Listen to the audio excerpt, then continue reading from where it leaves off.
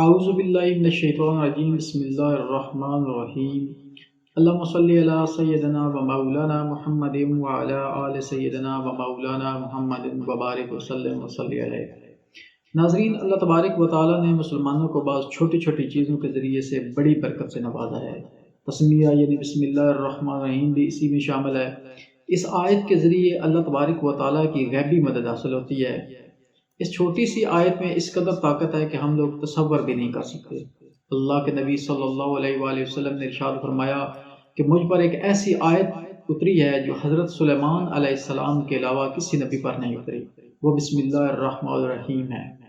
حضرت جابر رضی اللہ تعالیٰ عنہ فرماتی ہیں جب یہ آیت نازل ہوئی تو بادل مشرق کی طرف چھٹ گئے، ہوائیں ساکن ہو گئیں، سمندر ٹھہر گیا، جانوروں نے کان لگا لیے، شیاطین پر آسمان سے شعلے گرے۔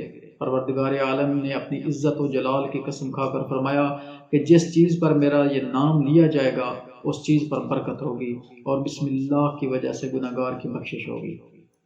ایک گناہگار کو مرنے کے بعد کسی نے خواب میں دیکھ کر پوچھا، اللہ تبارک و تعالیٰ نے تیرے ساتھ کیا معاملہ کیا؟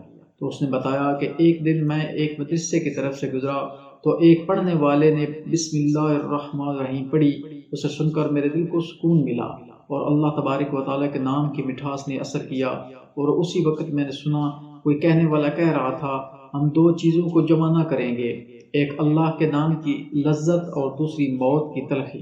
پھر موت کے بعد مجھے پتہ چلا کہ اللہ نے مجھے بخش دیا ہے۔ اللہ اکبر کبیرہ۔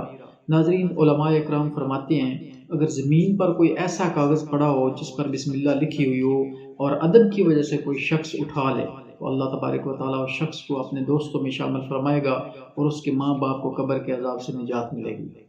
حضرت ابو ہریرہ رضی اللہ تعالیٰ عنہ فرماتے ہیں کہ ایک مرتبہ ایک مسلمان اور ایک کافر کے شیاطین میں ملاقات ہوئی۔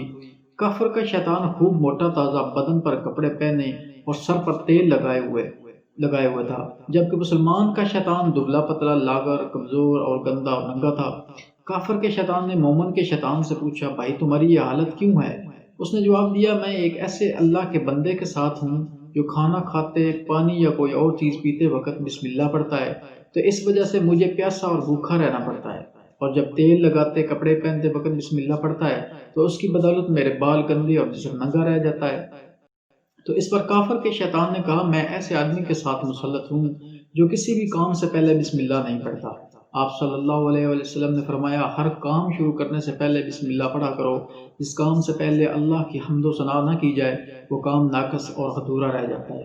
اس کے علاوہ ناظرین، جو شخص بسم اللہ الرحمن الرحیم 12,000 مرتبہ اس طرح پڑھے کہ ہر 1,000 پورا کرنے کے بعد درود شریف کم از کم 1 مرتبہ پڑھے اور اپنے مقصد کے لیے دعا مانگے، پھر 1,000 اسی طرح پڑھ کر اپنے مقصد کے لیے دعا کرے، اسی طرح 12,000 پورے پڑھے تو انشاءاللہ تعالی ہر مشکل سے نجات اور ہر حاجت پوری ہوگی۔ اور اسی طرح اگر کوئی شخص بعد نماز فجر بسم اللہ الرحمن الرحیم 90 مرتبہ اول و آخر 11 مرتبہ درود شریف ہمیشہ ورد میں رکھے، انشاءاللہ تعالی اسے کبھی کوئی مشکل پیش نہیں آئے گی، اور جب بھی ضرورت کا وقت پڑے گا ہر مقصد میں کامیابی اور مشکل آسان ہوگی۔ اور ناظرین، اگر ہر نماز کے بعد بسم اللہ الرحمن الرحیم کے ساتھ سورۃ فاتحہ 21 مرتبہ پابندی سے پڑھ لیا کریں تو آپ کبھی بھی مالی پریشانی سے دوچار نہیں ہوں گے۔ ناظرین، ہر کام سے پہلے بسم اللہ پڑھنا اس میں خیر و برکت کا سبب بنتا ہے، اس لیے ہمیں چاہیے کہ ہر جائز کام سے پہلے خود بھی بسم اللہ شریف پڑھنے کی عادت بنائیں اور اپنے بچوں کو بھی سکھائیں۔